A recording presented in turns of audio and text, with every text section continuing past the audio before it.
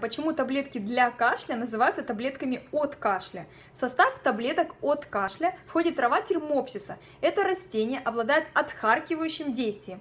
После приема препарата начинается усиленная выработка слизи. Когда мокроты становится много, она начинает раздражать кашлевые рецепторы, которые находятся в бронхах, и заставляет человека кашлять. В понимании обычного человека таблетки от кашля означают то, что приняв их, можно перестать кашлять.